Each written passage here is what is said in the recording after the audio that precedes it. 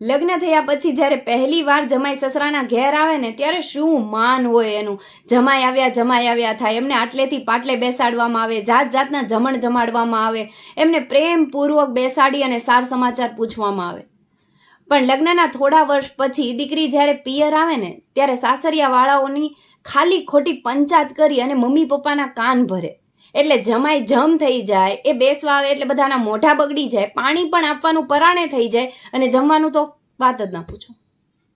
તો ખાલી ખોટી આવી વાતો કરી અને આપણા મમ્મી પપ્પાની સામે પતિનું માન ઘટાડવું એના કરતાં સાચી અને સારી વાતો કરીને એમનું માન ડબલ ના કરીએ. હા, જેન્યુન કેસમાં કોઈ હેરાન થાય છે, કોઈ પ્રોબ્લેમ છે તો વાત જ અલગ છે, પણ કોઈ હેરાનગતિ નથી ને પ્રોબ્લેમ નથી છતાં સાસરિયાનું માન આપણા પિયરમાં ઘટાડવું કઈ હદ સુધી યોગ્ય છે?